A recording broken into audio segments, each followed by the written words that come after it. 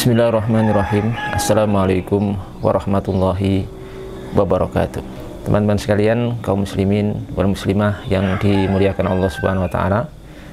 Lagi-lagi Ustadz Adi Hidayat. Beberapa waktu belakangan ini muncul satu potongan video ceramah dari Ustadz Adi Hidayat hafizahullah taala di Universitas Muhammadiyah Riau di hadapan para mahasiswa baru. Kemudian di potongan video itu disebutkan bahwasanya beliau meminta beberapa perwakilan dari non-muslim, yakni umat Kristiani, 3 orang maju ke depan. Kemudian beliau memberikan satu tantangan atau question atau pertanyaan masing-masing daripada mahasiswa itu untuk menyebutkan satu ayat dari kitab suci mereka, yaitu Injil atau Bible. Kemudian Ustadz Adi Hidayat nanti akan menimpali dengan menyebutkan ayat dari Al-Quranul Karim yang beliau anggap mirip dengan apa yang disebutkan oleh mereka. Nah, salah satu mahasiswi yang diminta oleh beliau menyebutkan satu ayat dari kitab suci mereka itu menyebutkan ayat dalam Injil Yohanes 3 ayat 16, di mana di situ tertera kalimatnya, kata mahasiswi itu, karena begitu besar kasih Allah akan dunia ini sehingga ia telah mengaruniakan anaknya yang tunggal supaya setiap orang yang percaya kepadanya tidak binasa melainkan beroleh hidup yang kekal. Saat mahasiswi ini menyebutkan ayat ini, Yohanes 3 ayat 16, Ustadz Adi Hidayat hafizahullah ta'ala menimpali dengan menyebutkan ayat dalam Al-Quran, tepatnya di surah Maryam ayat 30 sampai 31 yang berbunyi, qala inni abdullahi ataniyal kitaba wa ja'alani nabiyya wa ja'alani mubarakan aina ma kunt wa ausani bis salati wa zakati ma dumtu hayya.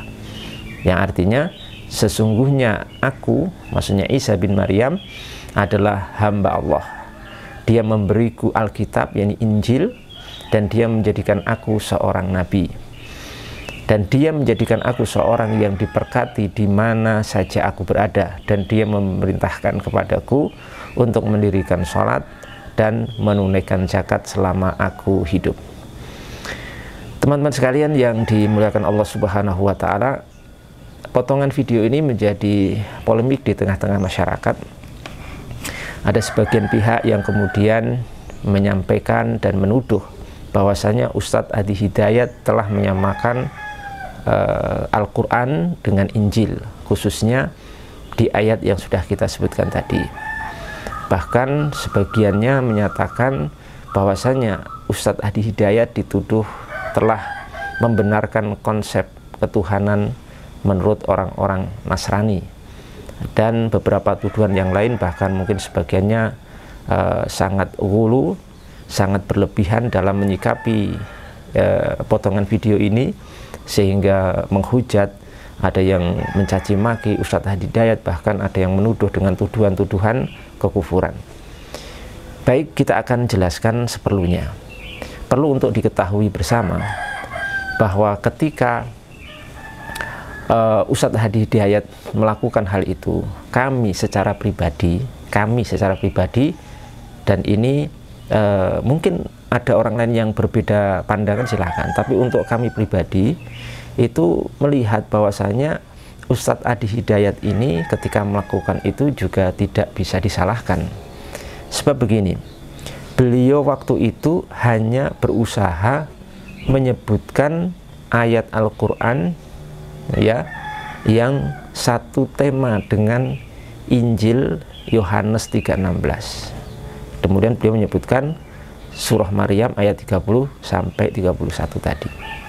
Jadi di situ beliau hanya mengimbangi untuk menyebutkan ayat yang punya tema mirip atau sama. Temanya apa? Temanya membahas tentang eksistensi dan posisi daripada Isa bin Maryam dalam Injil dan dalam Al-Quran. Tentu konsep dan i'tiqad, keyakinan mengenai Isa bin Maryam ini akan jelas-jelas berbeda ya antara umat Kristiani dengan kaum muslimin. Kalau bagi mereka umat Kristiani, Isa bin Maryam diyakini sebagai anak Tuhan. Artinya kalau anak Tuhan berarti juga sebagai Tuhan kan, karena anak daripada Tuhan. Sedangkan di Islam sendiri itu jelas tegas, tidak ada keraguan, tidak ada kesamaran sama sekali bahwasanya posisi Isa bin Maryam, eksistensi daripada Isa bin Maryam itu adalah berstatus dua. Pertama sebagai hamba Allah, yang kedua sebagai Rasul, sebagai Nabi, sebagai utusan Allah Subhanahu wa Ta'ala, tidak lebih daripada itu. Ya, dan di dalam Islam pun dipertegas dengan setegas-tegasnya bahwasanya keyakinan umat Kristiani yang seperti itu adalah batil. Dalam Al-Quran disebutkan dalam surah Al-Ikhlas itu, lam yalid walam yulad, lam yalid walam yulad. Allah Subhanahu wa Ta'ala tidak beranak dan tidak diperanakkan.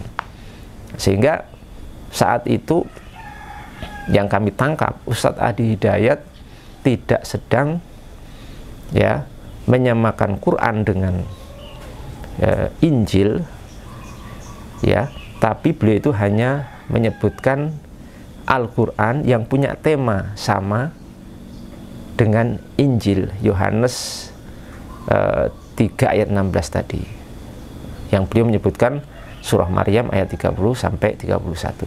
Jadi persamaan atau ucapan beliau mirip ya di akhir ucapan beliau ketika menanggapi mahasiswa yang menyebutkan Injil tersebut, itu mirip di sini, maksudnya mirip dalam tema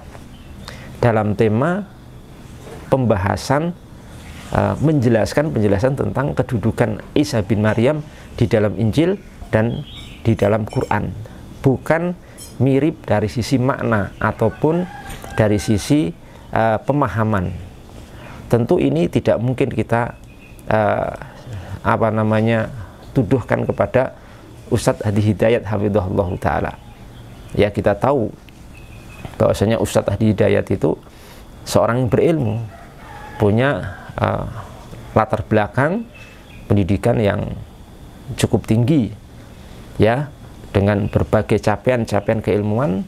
Tentu masalah ini kan masalah yang sangat jelas bagi kaum muslimin, bahkan bagi orang awamnya saja itu tahu bahwasanya Allah itu tidak beranak dan tidak diperanakkan, lam yalid walam yulad. Itu jelas sekali.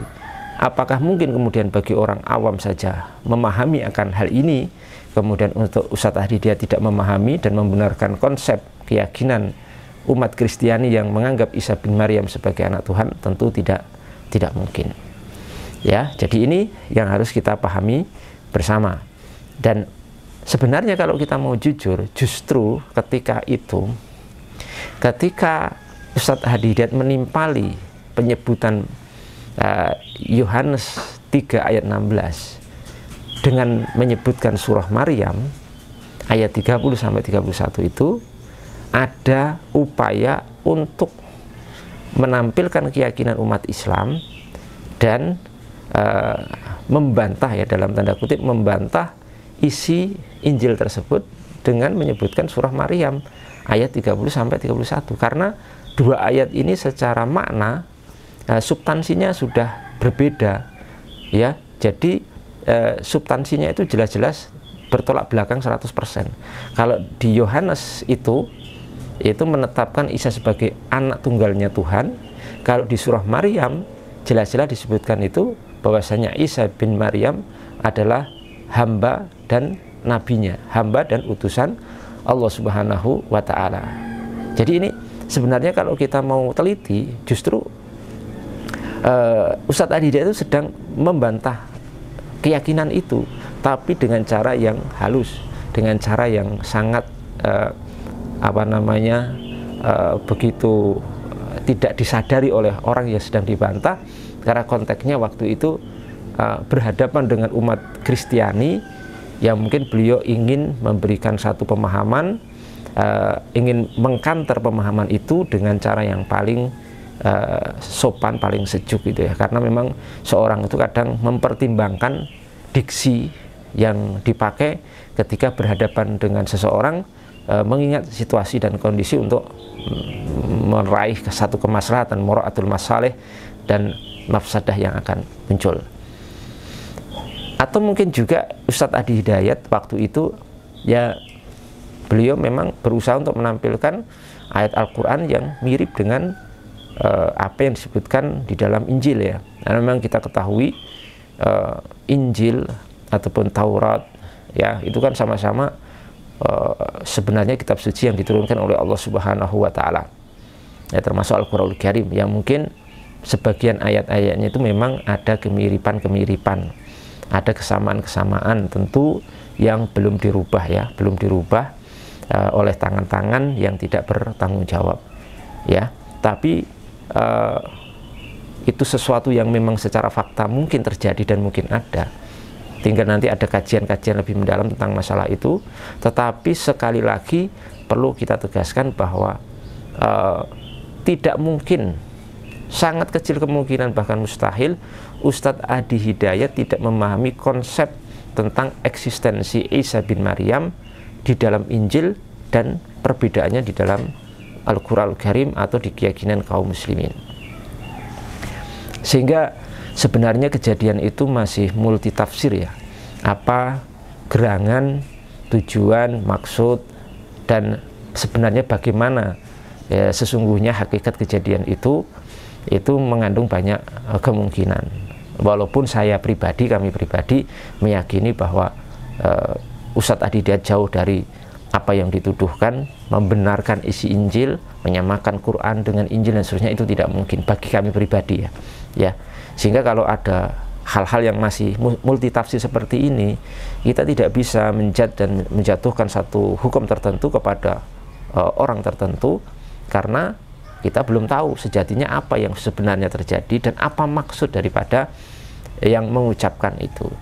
Dalil saja, kalau kita ketahui ya, kita belajar ilmu usul, dalil saja itu yang sejelas-jelas wahyu, kalau multitafsir itu tidak bisa dijadikan dalil untuk satu permasalahan tertentu dengan hukum tertentu ya, itu tidak bisa.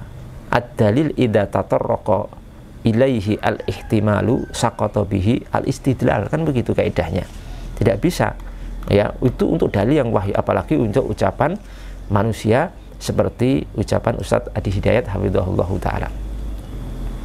Kemudian juga perlu kita sampaikan ya, bahwasanya ada yang menuduh Ustadz Adi Hidayat itu memotong ayat, sengaja memotong ayat Quran yang mana disebutkan di situ ketika menyampaikan surah Maryam ayat 30-31, qala inni abdullahi ataniyal kitaba wa ja'alani nabiyya. Ustadz Adi Hidayat itu bukan memotong ayat, tapi beliau itu membaca ayat dengan metode sambung ayat. Jadi beliau itu membaca ayat itu, surah Maryam itu, dengan metode sambung. Beliau membaca sebagian ayat, kemudian meminta audiens atau hadirin untuk melanjutkan begitu. Jadi ketika misalkan waja'alani, beliau diam, yang nyambung siapa? Hadirin, nabiya, dan menjadikan aku Isa bin Maryam sebagai seorang nabi. Jadi bukan berarti beliau itu memotong ayat, mentadlis, melakukan kebohongan karena mungkin dianggap untuk mengelabuhi umat Kristiani di situ agar seakan-akan sama ayat Quran dengan Injil di tema itu. Tidak, itu metode sambung ayat. Jadi kita itu coba diperhatikan lagi ya isi videonya atau tonton videonya, dan alhamdulillah saya pribadi sudah menonton berulang kali ya, berulang-ulang kali, karena untuk memberikan tanggapan sehingga perlu saya ulang-ulang, bukan hanya sekali, saya ulang-ulang berkali-kali isi video itu. Jadi nggak ada tujuan ataupun kesengajaan beliau itu kemudian memotong ayat, tidak disebutkan intinya di situ, nggak ada. Itu metode sambung ayat. Sehingga yang menuduh beliau katanya memotong ayat dan seterusnya, itu hendaknya bertakwa pada Allah, takut pada Allah Subhanahu wa Ta'ala, dan meralat akan tuduhan itu, karena itu berbahaya sekali, akan ada pertanggungjawaban sampai di akhirat kelak. Jamaah sekalian yang kami muliakan, kenapa di sini kami pribadi menyikapi kejadian Ustadz Hadi Hidayat seperti ini, memberikan prasangka baik kepada beliau bahwasanya beliau tidak bersalah dan seterusnya bagaimana sudah kita sebutkan tadi ya. Karena begini, bahwasanya beliau ini dikenal sebagai orang berilmu, dikenal sebagai seorang yang thiqah, kepercayaan, dikenal sebagai seorang istiqomah di atas keyakinan yang hak. Beliau dikenal sebagai seorang yang jelas memegang prinsip-prinsip agama, apalagi berkaitan dengan akidah. Beliau juga dikenal sebagai seorang yang baik, yang memahami arti toleransi secara benar ya. Tidak pernah beliau kemudian terciduk kemudian mengucapkan kalimat-kalimat mengajak untuk toleransi yang kebablasan, mengajak kemudian untuk ikut upacara ataupun ritual agama Nasrani, atau beliau berkali-kali terciduk ngisi di gereja dan sebagainya. Tidak pernah. Berarti ini apa? Zahir dari apa yang kita saksikan dari beliau itu keistiqomahan, kebaikan, kelurusan keyakinan, akidah, manhaj beliau, metodologi beliau, semuanya kita lurus, kita akui itu. Sehingga kita harus memberikan kemungkinan baik kepada beliau karena apa yang sudah kita sampaikan, track record beliau itu bagus, baik gitu ya. Sehingga kita harus komparasi antara kejadian ini dengan rekam jejak beliau sebelumnya itu bagaimana gitu ya. Ada seorang ulama namanya Imam As-Subki rahimahullahu taala dalam Kaidah Al-Jarh wa Ta'dil halaman 93, beliau mengatakan begini: fa idza kana ar-rajulu thiqatan masyhuran aw masyhudan lahu bil imani wal istiqamah fala yanbaghi ayyuh mala kalamuhu wa alfadhu kitabatihi ala ghairi ma tu'awwidu minhu wa min amthalihi bal yanbaghi at-ta'wilu as-salihu wa husnul dhann bihi wa bi amthalihi. Yang artinya kurang lebihnya secara maknanya itu, kalau ada seorang itu orang yang thiqah, kepercayaan, dipercaya oleh kaum muslimin, oleh umat, oleh para ulama, dan masyhud, dipersaksikan dengan keimanan dan keistiqomahan di atas kebaikan, di atas agama yang lurus, maka apa? Tidak seyogyanya untuk membawa ucapannya atau diksi-diksi tulisannya kepada apa yang tidak biasa dia lakukan sebelumnya ya. Tapi yang harus dilakukan memberikan takwil yang saleh, mentakwil ucapan-ucapan yang zahirnya seakan-akan salah, seakan-akan menyamakan Quran dengan Injil, seakan-akan mengajak toleransi kebablasan dan sebagainya. Itu kita takwil kepada takwil yang saleh, yang baik, dan husnudzon kepada dia ya, kepada dia dan yang semisal dengan dia gitu. Kenapa? Kita melihat rekam jejaknya ya, kita melihat rekam jejak yang sebelumnya bagaimana beliau itu, lah kita komparasikan, kita ambil satu kesimpulan. Kemudian juga ada seorang ulama namanya Ibnu Qayyim rahimahullahu ta'ala dalam Madarijus Salikin ayat 3 halaman juz 3 halaman 521. Di situ juga beliau menyebutkan seorang itu dilihat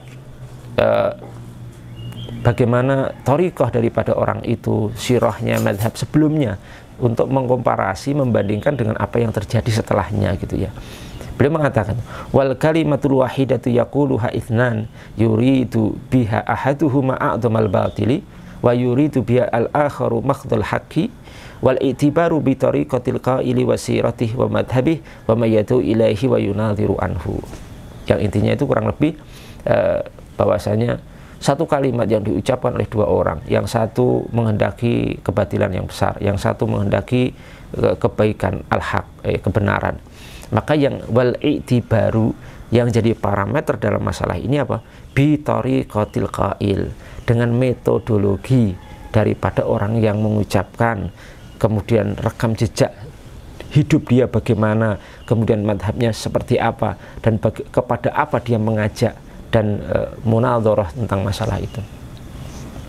Ya, Ustadz Hadi Hidayat itu ma'ruf ya dengan kelurusan akidahnya, kelurusan agamanya. Nggak ada kemudian beliau itu ngajak untuk toleransi kebablasan, mengajak ke gereja untuk ikut ritual Natalan kepada umat Kristiani dan seterusnya. Nggak ada. Rekam jejaknya nggak seperti itu. Kalau mungkin rekam jejaknya rusak, itu mungkin kita bawa ke arah yang sudah dituduhkan, tapi tidak ada yang seperti itu ya. Sehingga ini perlu untuk kita pahami bersama. Dan juga saya mengingatkan kepada sebagian orang yang kemungkinan telah melakukan satu perbuatan, tuduhan-tuduhan yang melampaui batas kepada Ustadz Hadi Hidayat. Ingat ya, kalau seorang itu menuduh Ustadz Hadi menyamakan Quran dengan Injil, ya, membenarkan konsep ketuhanan Isa bin Maryam, tuduhan itu kalian lemparkan kepada Ustadz Hadi Hidayat, itu paham tidak konsekuensinya? Secara konsekuensi itu telah mengkafirkan Ustadz Hadi Hidayat. Coba kita uji konsistensi. Apakah kalian yang seperti itu berani untuk mengkafirkan Ustadz Hadi Hidayat secara tasrih, secara tegas lugas, secara ta'yin Ustadz Hadi kafir? Berani tidak? Kalau nggak berani, itu menunjukkan Anda sendiri itu ragu dengan vonis Anda, ya, vonis Anda. Kalau kita nggak begitu, kita konsisten. Kalau kita menganggap itu tidak salah, kita tidak mengkafirkan, tidak menyesatkan, sehingga nanti di akhirat kita juga longgar, nggak ada pertanggungjawaban di hadapan Allah Subhanahu wa Ta'ala.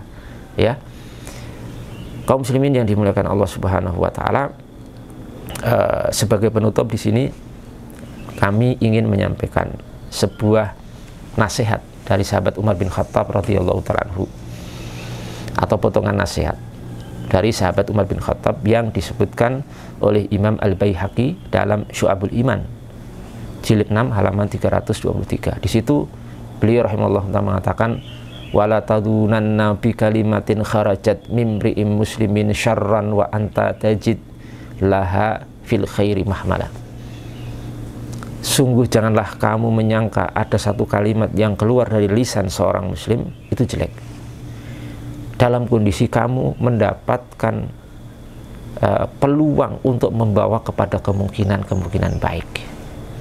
Semoga nasihat ini bisa meresap ke dalam hati kita dan bisa kita renungi bersama untuk berhati-hati menghakimi seseorang dengan sesuatu yang belum tentu dilakukan oleh orang itu, karena di akhirat kelak itu akan ada hisab di hadapan Allah Subhanahu wa Ta'ala dan harus dipertanggungjawabkan dengan seadil-adilnya. Semoga bermanfaat.